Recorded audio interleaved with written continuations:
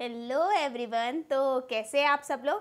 Guys I hope आप लोग सब अच्छे हो और अपनी दिवाली की शॉपिंग भी अच्छी कर रहे हो और साथ में जो दिसंबर अटैम आने वाला है उसकी भी तैयारी बहुत अच्छे से कर रहे होंगे। गाइस आज हम लोग जो चैप्टर पढ़ रहे हैं वो EBCL का पार्ट सी का चैप्टर नंबर 23 है। गाइस आप लोगों को पता है EBCL के 3 पार्ट है, part A, part B and part C. हम लोग पार्ट सी पढ़ रहे हैं जिसका चैप्टर नंबर 23 है। नंबर कौन सा है? 23। गाइस हम लोग यहाँ पे आज खत्म करेंगे पार्टनरशिप, तो हमारा लास्ट पार्ट है पार्ट 4। अगर आप लोगों ने पार्ट 1, 2, 3 नहीं देखे हैं तो देखना है क्योंकि वो बहुत ही इंटरेस्टिंग है और मैंने उसमें सारे टॉपिक्स कवर किए हैं जिससे आप लोग आराम से दिसंबर 2021 अटैम्प्ट दे सको। तो स्टार्ट करते हैं गाइस। अभी तक हम लोगों ने सब कुछ पढ़ लिया। डिसोल्यूशन ऑफ फर्म पे हम लोग पहुंचे थे पार्ट 3 में और डिसोल्यूशन ऑफ फर्म में हमने वॉलेंट्री डिसोल्यूशन देखा था। आज हम लोग कंपलसरी डिसोल्यूशन देखेंगे क्योंकि डिसोल्यूशन बाय कोर्ट एक्चुअली में मैं उसी पॉइंट नंबर जो वीडियो नंबर 3 है उसी में कवर करना चाहती थी डिसोल्यूशन बाय कोर्ट, लेकिन मेरी कुछ ऑनलाइन क्लासेस थी जिसकी वजह से मैं ये कवर नहीं कर पाई। तो आज कर देते हैं dissolution of the firm through court section 44। तो वॉलेंट्री डिसोल्यूशन मैंने कवर किया पार्ट 3 में और पार्ट 4 में मैं आप लोगों को कंपलसरी डिसोल्यूशन पढ़ाऊंगी। When the partner become unsound mind, अगर पार्टनर अनसाउंड माइंड का हो जाता है तो कोर्ट खुद बोलती है कि इस पार्टनरशिप को बंद करो, क्योंकि अगर सारे पार्टनर अनसाउंड माइंड के हो जाएंगे तो कोर्ट क्या बोलेगी? बंद करो इस पार्टनरशिप को। या फिर सारे अनसाउंड माइंड के हो जाएंगे, सिर्फ एक रह जाएगा तो भी कोर्ट क्या बोलेगी? सिंगल पर्सन तो पार्टनरशिप नहीं चला सकता, इससे बेटर है कि इस बिजनेस को बंद कर दिया जाए। आगे देखते हैं। Permanent incapacity of a partner, अगर सारे के सारे जैसे मान लो ABC 3 पार्टनर है, 3 में से 2 या तीनों का एक्सीडेंट हो जाए और परमानेंट इनकैपेबल हो जाए वो काम करने के लिए, तो वहां पे भी बिजनेस कौन करेगा? तो तीनों में से अगर 2 भी हो जाते तो अकेला बंदा तो नहीं करेगा और तीनों ही हो जाते तो वैसे भी बिजनेस बंद हो जाएगा। Misconduct of the partner affecting the business, कुछ ऐसा बिजनेस कर रहे हैं वो लोग जिससे मिसकंडक्ट हो रहा है, जिससे बिजनेस को लॉसेस हो रहे हैं। Persistent disregard of partnership agreement by the partner, जैसा अग्रीमेंट में लिखा था बिल्कुल वैसा वो लोग काम नहीं कर रहे, बार बार उसका ओवर रूल कर रहे हैं, तो फिर इससे बेटर है कि बिजनेस बंद कर दिया जाए। ट्रांसफर ऑफ इंटरेस्ट और शेयर बाय द पार्टनर, आपको पता है कंपनी में हम अपने स्टेक्स को कभी भी बेच सकते हैं, कभी भी खरीद सकते हैं, लेकिन पार्टनरशिप में अगर हमें नए पार्टनर को लाना है तो हम लोगों को क्या करना पड़ेगा? दूसरे पार्टनर से कंसल्ट करनी पड़ेगी। लेकिन अगर हम बिना कंसल्ट करे दूसरे पार्टनर को ले आते हैं, नए पार्टनर को ले आते हैं, तो वहां पे क्या होगा कि जो अदर पार्टनर्स है वो बोल सकते हैं इससे बेटर है कि बिजनेस बंद कर दो। आज मान लो मेरा एक फर्म में स्टेक है बहुत अच्छा और मैं उसकी पार्टनर हूँ। अब मैं उसकी पार्टनर हूँ तो मैंने क्या किया? अपना स्टेक गुंडे को बेच दिया।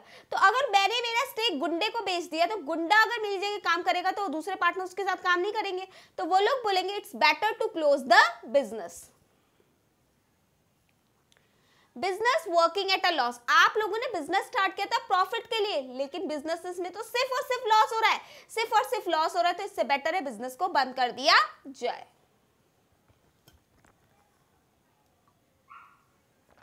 जस्ट एंड इक्विटेबल ग्राउंड, अगर कोर्ट को इसके अलावा भी कोई और लगता है तो फिर भी बिजनेस बंद कर दिया जाएगा। तो हमने एक एक पॉइंट को अच्छे से देखेंगे। तो dissolution of the firm through court, पहला, when the partner becomes unsound mind, lunatic through his guardian or other partner may file a suit for the dissolution of the firm. The court may order dissolution which may take effect from the date of order.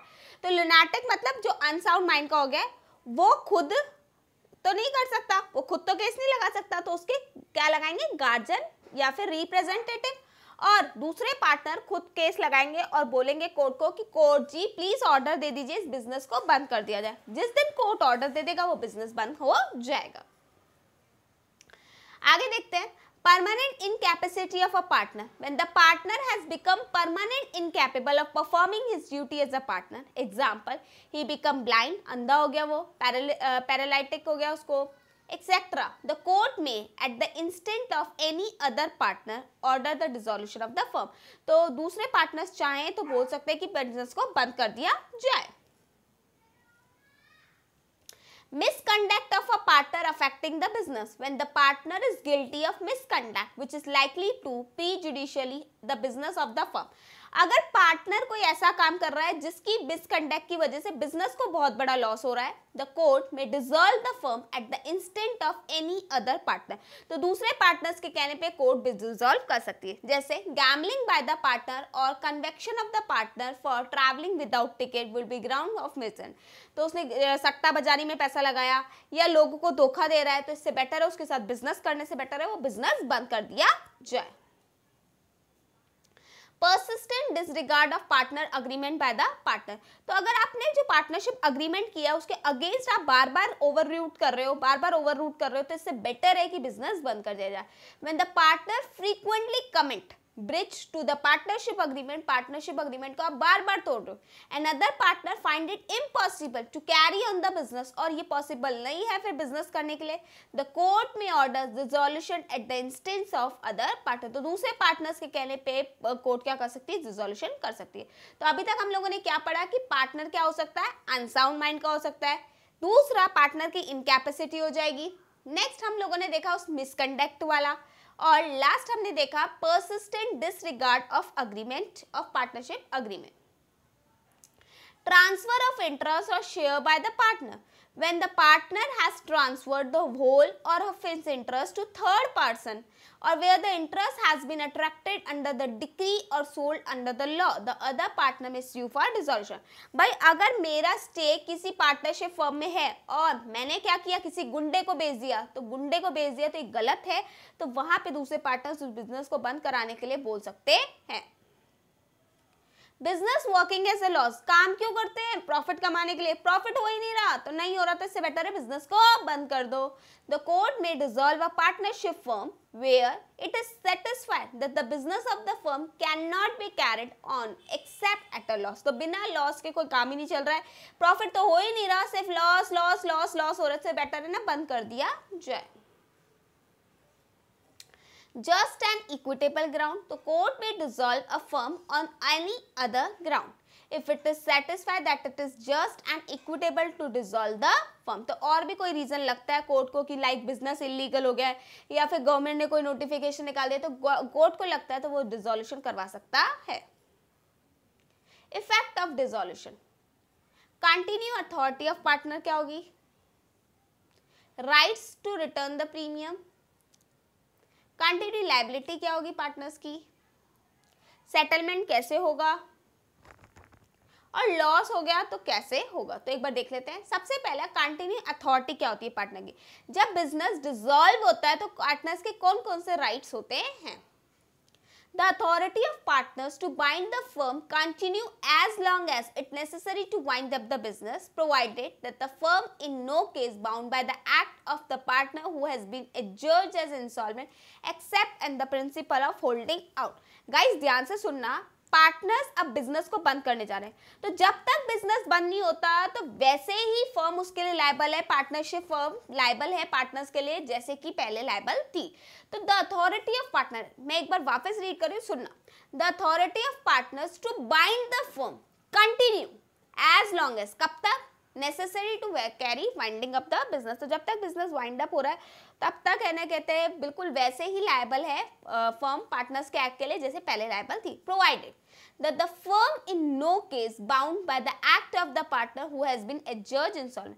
अगर कोई partner insolvent हो गया है तो उसके लिए firm liable नहीं है आगे वाले एक्ट के लिए, except on the principle of holding. Holding out का मतलब होता है कि आपने दिखा ऐसे रहे हो कि आप इंसॉल्वेंट नहीं हो, तो इंसॉल्वेंट नहीं हो फिर आप ऐसा दिखा रहे हो तो फिर आप उसके लिए लायबल है firm. Also, each partner has a equitable lien on the firm asset. सारे पार्टनर्स का बिल्कुल इक्विटेबल लियान है, वो राइट है असेट का, entitling him and then apply on payment of firm debt on payment of whatever is due to the partner. तो जितनी भी फर्म की असेट होगी वो पार्टनर सेल करेंगे, सबसे पहले आउटसाइडर लायबिलिटी चुकाएंगे और उसके बाद फर्म का खुद का पैसा चुकाएंगे. Continue liability of partner. अब राइट तो बता दिया, अथॉरिटी तो बता दी, तो लायबिलिटी भी बता दो. The partner continue to be liable outsider for any act done by any of them which would have been an act of the firm. तो फर्म के सारे एक्ट्स के लिए पार्टनर भी लायबल है if done before the dissolution unless the public notice is given to the dissolution. तो जितने भी एक्ट पार्टनर करेगी वो मतलब फर्म करेगी उसके लिए पार्टनर लायबल है जब तक पूरा डिसोल्यूशन नहीं हो जाता या और डिसोल्यूशन होने के बाद भी आप पब्लिक नोटिस दोगे। ठीक है। After dissolution, the right and obligation of partner continue in all the things necessary for winding up the business। तो डिसोल्यूशन होने के बाद भी अगर फर्म की कोई लाइबिलिटी क्रिएट होती है डिसोल्यूशन के पर्पस तो भी पार्टनर उसके लिए लाइबल है। तो पार्टनर्स के राइट देख लिए मतलब अथॉरिटी देख ली और पार्टनर्स की लाइबिलिटी देख ली मतलब लाइबिलिटीज हो गई। द पार्टनर में कंप्लीट अनफिनिश्ड ट्रांजैक्शन, तो जितने भी अनफिनिश्ड ट्रांजैक्शन है उसको पूरा करेगा। Right to return of premium, right to return of premium. On dissolution, new partner is entitled to demand the return of proportion of premium if the partnership was the fixed term and was dissolution before the expiry of that term, unless caused by। मेरी बात सुनो, कोई नया partner आया, अब नया partner आया उसको तो पता ही नहीं था कि फर्म डिसोल्यूशन होने वाली है। लाइक मान लो मैं किसी फर्म में एडमिट हुई, वो सीए की फर्म थी। मान लो मैं किसी फर्म में एडमिट हुई और वो सीए की फर्म थी, तो मैंने उनको बोला कि मैं अगर आ रही हूँ तो मैं 5 करोड़ रुपए लेके आ रही हूँ। अब 5 करोड़ अगर मैं लेके आ रही हूँ तो कम से कम मुझे 5 साल तो इस पे पार्टनरशिप में रखना ही रखना। अब उन्होंने 2 साल में तो डिसोल्यूशन के लिए अप्लाई कर दिया, तो आप मुझे बताओ मेरा कितना बड़ा लॉस हो जाएगा। तो वहां पे मैं उनसे बोल सकती हूँ कि मुझे प्रीमियम दो, मुझे कुछ पैसा एक्स्ट्रा दो। तो on dissolution new partner is entitled to demand the return of proportion of the premium if the partnership was for fixed term and was dissolved before the expiry of that term, unless dissolution was caused by, dissolution caused by agreement। हो सकता है कि agreement उससे sign करवाया कि हाँ तू भी अग्री है डिसोल्यूशन। लाइक मैं एडमिट हुई 5 साल के लिए, तो मैंने ही बोला कि आप लोग डिसोल्यूशन करा दो या फिर मैंने साइन करके दे दी, तो वहां पे मैं उनसे नहीं मांग सकती। Misconduct of the partner seeking premium, हो सकता है मेरी वजह से ही डिसोल्यूशन हो रहा हो क्योंकि मैंने कोई मिसकंडक्ट किया हो, तो फिर मेरी गलती की वजह से मेरे को ही प्रीमियम थोड़ी मिलेगा, या फिर डेथ हो जाए पार्टनर की। Settlement of account of dissolution, आप खुद बताओ, अभी तक मैंने नहीं पढ़ाया आप लोगों को गाइस, अभी तक बिल्कुल नहीं पढ़ाया, लेकिन आप बताओ अकाउंट्स को कैसे सेटल किया जाएगा। सबसे पहले आउटसाइडर को चुकाया जाएगा।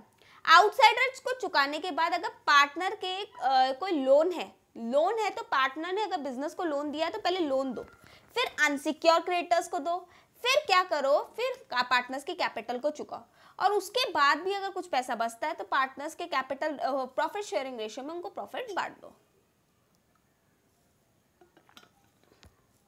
देखते हैं settlement of account on dissolution. Losses including deficiency of capital shall be paid out first out of undistributed profit. तो जितना भी कर्जा है, जितने भी लॉसेस है, सबसे पहले अनडिस्ट्रीब्यूटेड प्रॉफिट में से चुकाओ। अगर अनडिस्ट्रीब्यूटेड प्रॉफिट कम पड़ जाता है, जो प्रॉफिट बिका नहीं है, मतलब कहने का मतलब रिजर्व्स हुआ। नेक्स्ट आउट ऑफ कैपिटल, अगर रिजर्व कम पड़ जाते हैं तो फिर कैपिटल जो पार्टनर की कैपिटल होती है उसमें से चुकाओ। Lastly, if necessary, by the partner individually in the proportion in which they entitled to share। अगर वो भी कम पड़ जाती है कैपिटल तो पार्टनर्स को बोलो अपनी घर से लाए। तभी तो बोलते हैं पार्टनरशिप बिजनेस की लायबिलिटी अनलिमिटेड होती है। वो अनलिमिटेड इसीलिए होती है क्योंकि वहां पे बोला जाता है कि अगर लॉसेस हो गए तो देखो अब इस टाइम पे उनको बोला जाएगा कि अपने अपने प्रॉफिट शेयरिंग रेशियो में लेके आओ। तो losses including deficiency of capital shall be paid out, पहले कैसे चुकाते हैं, अनडिस्ट्रीब्यूटेड प्रॉफिट मतलब रिजर्व में से चुकाते हैं, फिर कैपिटल में से, और लास्टली अगर नेसेसरी है बाय द पार्टनर इंडिविजुअली अपने प्रपोर्शन का क्या लेके आएगा, शेयर लेकर आएगा। आगे देखते हैं।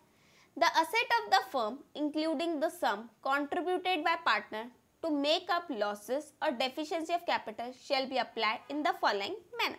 तो असेट बेची जाएगी और असेट बेचने के बाद सबसे पहले जो पैसा आएगा वो आउटसाइडर क्रेडिटर्स को चुकाओ। वापस सुनो, अगर असेट बेचते हो और असेट बेचने से जो पैसा आता है सबसे पहले आउटसाइडर्स को चुकाओ, उसके बाद इन payment of advance made by partner. अगर पार्टनर ने कोई लोन दिया है, देखो पार्टनर लोन देता ना तो जस्ट लाइक आउटसाइडर ही कंसीडर किया जाता है, क्योंकि अगर आप लोग पार्टनर को लोन का पैसा, मतलब पार्टनर जिस टाइम लोन दे रहा था तो आप पार्टनर से लोन नहीं लेते तो किसी से तो लेते, और किसी से लेते तो आपको पार्टनर ने दे दिया तो उसको भी एक तरीके से लोन मानो।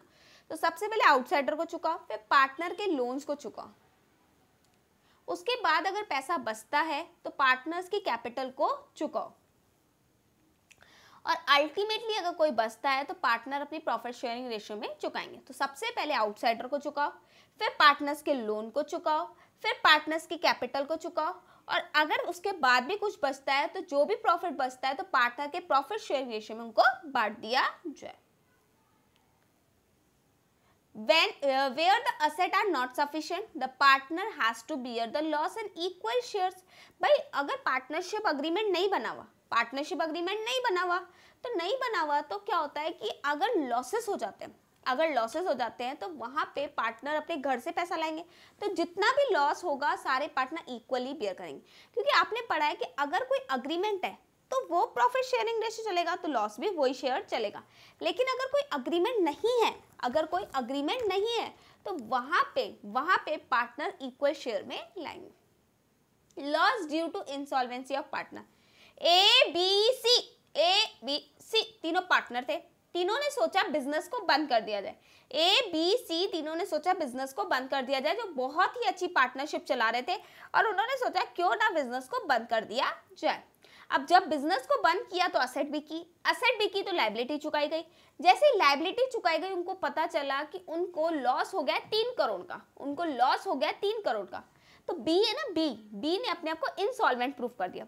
तो ए और सी ने तो अपना शेयर दे दिया, मान लो इक्वल शेयर था तो 1 करोड़ दोनों ने पे कर दिया। मैंने वापस बता रही पूरा केस। ए बी सी तीनों मिलके फर्म चला रहे थे, पार्टनरशिप बिजनेस चला रहे थे। बिजनेस में लॉसेस होने की वजह से बिजनेस को बंद कर दिया गया, और बंद करने पे असेट चुकाई गई, मतलब असेट बेची गई और लायबिलिटी चुकाई गई। तो जब लायबिलिटी चुकाई गई तो पता चला 3 करोड़ का लॉस है। तो 3 करोड़ के लॉस में इक्वल शेयर में ए बी सी तीनों को क्या किया गया, 1:1 में बोला कि आप लोग चुकाओ। तो ए ने अपना पैसा दे दिया 1 करोड़ अपनी घर की एसेट बेच के, और सी ने भी दे दिया, लेकिन बी ने अपने आप को इनसॉल्वेंट प्रूफ कर दिया, गरीब चंद बोल दिया। बी ने बोला मैं तो गरीब चंद हूँ, फकीर चंद हूँ, मेरे पास 1 करोड़ नहीं है। तो वो 1 करोड़ कौन चुकाएगा, वो यहाँ पे हम लोग पढ़ेंगे। तो loss due to insolvency of partner, the principle laid down in the case. एक केस हुआ था गार्ने वर्सेस मुराय केस में क्या बोला गया था कि अगर कोई पार्टनर इंसॉल्वेंट हो जाए तो उसका जितना भी पैसा चुकाना है, जैसे 1 करोड़ चुकाना है बी का, तो अगर कोई पार्टनर इंसॉल्वेंट हो जाए तो उसका जो स्टेक है 1 करोड़, वो 1 करोड़ ए और सी चुकाएगा। लेकिन कौन से रेशियो में, प्रॉफिट शेयरिंग रेशियो में नहीं, कैपिटल रेशियो में। क्योंकि हम ये बोलते हैं कि जिसने ज्यादा कैपिटल लगाई है वो ज्यादा पैसे वाला, जिसने कम कैपिटल लगाई है वो कम पैसे वाला। तो जिसने ज्यादा कैपिटल लगाई है उस ज्यादा पैसे वाला है तो वो ज्यादा चुकाएगा, और जिसने कम पैसा लगाया है तो कम कैपिटल है तो कम चुकाएगा। तो अगर कोई पार्टनर इंसॉल्वेंट हो जाए तो रिमेनिंग पार्टनर्स उसका स्टेक चुकाएंगे, लेकिन कितना, कौन से रेशियो में, प्रॉफिट शेयरिंग रेशियो में बिल्कुल नहीं। कौन सा ratio, capital ratio. It was held that the solvent partner कौन से थे हमारे, ए और C, will contribute only their share of deficiency in cash. सबसे पहले तो अपना पैसा देंगे, 1 करोड़ रुपए दे दिया, ए ने अपना दे दिया और सी ने अपना दे दिया। The available assets should be distributed among the solvent partner in proportion of their capital। और जितनी भी डेफिशिएंसी हो रही है, जो बी की हो रही है 1 करोड़, वो उनकी कैपिटल रेशियो में जाएगा, ए और सी की। Thus, the deficiency of capital of an insolvent partner will be distributed among the solvent partner in the ratio of the respective capital। I know आप लोगों ने 12th से ही पढ़ा है कि अगर कोई इंसॉल्वेंट पार्टनर होता है तो सॉल्वेंट पार्टनर्स उसका स्टेक चुकाते हैं, लेकिन प्रॉफिट शेयरिंग रेशियो में। लेकिन ये रूल बोलता है गार्ने वर्सेस मुराय रूल की शेयर हमेशा प्रॉफिट शेयरिंग रेशियो में नहीं होना चाहिए, क्योंकि जिसने ज्यादा कैपिटल लगाई वो ज्यादा पैसे वाला है, और जिसने कम कैपिटल लगाई वो कम पैसे वाला है। तो हमें हमेशा कैपिटल रेशियो लेना चाहिए डेफिशिएंसी वाले के। ये कब होगा डेफिशिएंसी, हमेशा वाली डेफिशिएंसी लिए, ये डेफिशिएंसी है जब आप इंसॉल्वेंट पार्टनर हो जाता है। डिसॉल्यूशन ऑफ पार्टनरशिप और डिसॉल्यूशन ऑफ फर्म में क्या होता है, meaning it refers to change of existing agreement between the partner. यहाँ पे बिजनेस बंद नहीं होता, डिसॉल्यूशन ऑफ पार्टनरशिप में बिजनेस बंद नहीं होता, वहां पे सिर्फ एग्जिस्टिंग अग्रीमेंट चेंज होता है। Dissolution of firm, it refers to dissolution of partnership between all the partners in the firm. यहाँ पे बिजनेस ही बंद हो जाता है। सेकेंड, कंटिन्यूशन ऑफ बिजनेस, तो डिसोल्यूशन ऑफ पार्टनरशिप में बिजनेस कंटिन्यू रहता है, डिसोल्यूशन ऑफ फर्म में बिजनेस कंटिन्यू नहीं रहता है। Third point, books of account, in its books of account may not be close, क्योंकि बिजनेस बंद थोड़ी हो रहा है, तो यहाँ पे डिसोल्यूशन ऑफ पार्टनरशिप में बुक्स ऑफ अकाउंट क्लोज्ड नहीं होता, लेकिन डिसोल्यूशन ऑफ फर्म में बुक्स ऑफ अकाउंट क्लोज्ड होता है। In fact, it doesn't necessarily mean the dissolution of firm. Dissolution of partnership का मतलब ये कतई नहीं है कि बिजनेस बंद हो गया, लेकिन dissolution of firm का मतलब 100% ये है कि पार्टनरशिप भी खत्म हो रही है। नेचर, ये वॉलेंट्री नेचर का है, जरूरी नहीं है कि हमेशा हो, लेकिन वो वॉलेंट्री भी हो सकता है और कंपलसरी भी हो सकता है। मतलब अगर हमें डिसोल्यूशन ऑफ फर्म करना है तो वो खुद करेंगे हम लोग, लेकिन डिसोल्यूशन ऑफ पार्टनरशिप करना है तो खुद करेंगे, लेकिन डिसोल्यूशन ऑफ फर्म खुद भी कर सकते हैं और कंपलसरी कोर्ट के थ्रू भी करवा सकते हैं। तो एक बार वापस गो थ्रू कर देते हैं, मीनिंग क्या बोल रहा है। डिसोल्यूशन ऑफ पार्टनरशिप में पार्टनर्स का रिलेशन चेंज होता है, डिसोल्यूशन ऑफ फर्म में बिजनेस ही बंद हो जाता है। कंटिन्यूशन ऑफ बिजनेस, तो डिसोल्यूशन ऑफ पार्टनरशिप में बिजनेस बंद नहीं होता, लेकिन डिसोल्यूशन ऑफ फर्म में बिजनेस बंद होता है।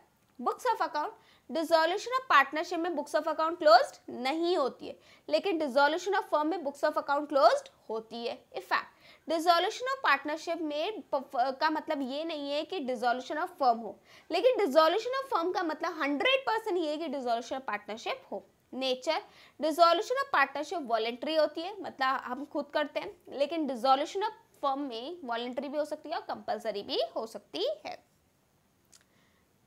अच्छा, डिसोल्यूशन ऑफ पार्टनरशिप का अगर मैं एक एग्जांपल दूं तो एग्जांपल बोले तो डिसोल्यूशन ऑफ पार्टनरशिप कब होता है, जब एडमिशन होता है नए पार्टनर का, रिटायरमेंट होता है, डेथ हो जाती है पार्टनर की। और डिसोल्यूशन ऑफ फर्म का मतलब तो हो गया कि हमने फर्म ही बंद कर दी। Goodwill, what is goodwill?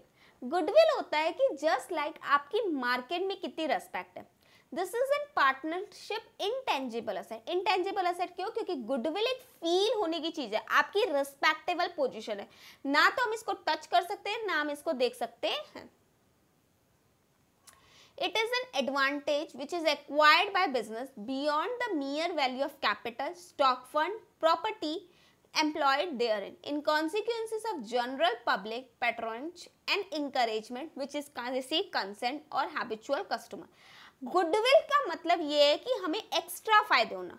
आज मैं बोलूं तो सैमसंग मोबाइल बना रहा है और 10,000 में आपको मोबाइल दे रहा है, और आप लोग फिर भी एप्पल का आईफोन, वो पीछे एप्पल बना होता है ना, सिर्फ वो एप्पल लेने के लिए आप लोग 1 लाख रुपए खर्च कर देते हो, तो वो एप्पल की क्या है, गुडविल। तो गुडविल एक ऐसा एडवांटेज है जो बियॉन्ड प्रॉफिट दिलाता है, एक्स्ट्रा ऑर्डिनरी प्रॉफिट दिलाता है कैपिटल से ज्यादा। एप्पल में प्रॉफिट एक्स्ट्रा ऑर्डिनरी है क्योंकि उसकी गुडविल है मार्केट में, सैमसंग की गुडविल इतनी नहीं है, तो वहां पे आप लोग को इतना एक्स्ट्रा प्रॉफिट नहीं हो रहा है। क्या गुडविल बिकती है? तो देखते हैं। Where goodwill is sold either to the partner or to the outsider. क्या गुडविल बिकती है? देखो गाइस, गुडविल क्या होता है, किसी पर्टिकुलर जगह की भी हो सकती है, लाइक कोई मॉल है, लाइक अपने यहाँ पे वर्ल्ड ट्रेड पार्क है, तो वर्ल्ड ट्रेड पार्क बहुत ही प्यारा मॉल है।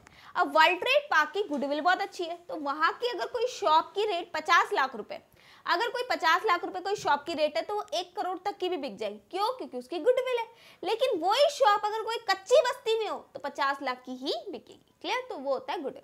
तो अगर गुडविल हम सोल्ड करते हैं आइदर टू द पार्टनर और to the outsider, the value is divisible among the partner in the same manner as they agreed profit sharing ratio unless otherwise है।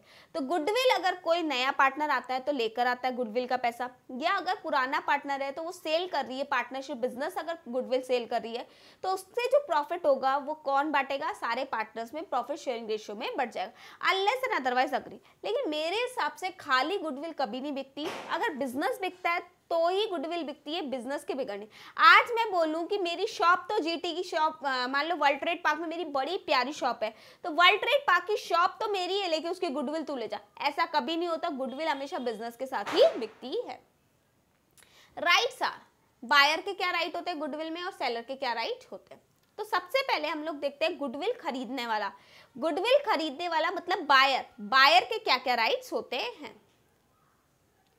Represent himself in continuing the business, अगर आप world trade park में कोई shop ले रहे हो और उसके साथ गुडविल ले रहे हो उसकी, तो वहां पे आप उस शॉप से रिप्रेजेंट हो सकते हो, मतलब अब आप उसको दिखाओगे। Maintain his exclusive right for the use of firm asset, firm name. Like कोई मैकडी का शोरूम है, ठीक है, तो मैकडी का जो आउटलेट है वो मैंने खरीद लिया।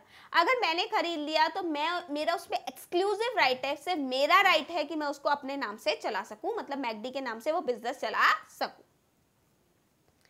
Solicit former customer on the business and restrain the seller of the goodwill from doing। पुराने कस्टमर को मैं कंटिन्यू रख सकती हूँ और सेलर को बोल सकती हूँ कि कस्टमर को भड़का मत। तो बायर के क्या क्या राइट हुए, बिजनेस में बिजनेस के नाम को यूज करेगा, बिजनेस के पुराने कस्टमर्स को यूज करेगा, और कुछ एक्सक्लूसिव राइट है उस बिजनेस का, मतलब चलाने का सिर्फ राइट उसका होगा। अब सेलर के क्या राइट है, the vendor may enter into competition with the purchaser unless he is prevented by the valid restraint clause in the contract of sale। तो अगर सेलर चाहे तो सामने दोबारा मैकडी की शॉप खोल सकता है, तो सेलर चाहे तो कॉम्पिटिंग बिजनेस कर सकता है। अगर सेलर को मना कर दिया जाए और साफ साफ लिख दिया जाए कि अब ये कॉम्पिटिंग बिजनेस आप नहीं खोलोगे, तो फिर नहीं खोलेगा। लेकिन अगर कुछ नहीं लिखा हुआ तो सेलर कॉम्पिटिंग बिजनेस खोल सकता है, और लिखा हुआ है तो वो नहीं खोल सकता। तो यहाँ पे गाइस हमारा चैप्टर भी खत्म होता है और हमारे जो छोटे छोटे से टॉपिक थे पार्ट 4 के वो भी खत्म होते हैं। आई होप गाइस आप लोग को मजा आया हो। चैप्टर को पूरा देखना, आप लोग के एग्जाम के लिए बहुत हेल्पफुल है। दिसंबर 2021 में आप लोग को मजा आ जाएगा। तो गाइस यहीं पे आप लोग को लिए खत्म करते हैं। गाइस अच्छा लग रहा है तो प्लीज इसको लाइक करें, शेयर करें and subscribe the channel. Thank you.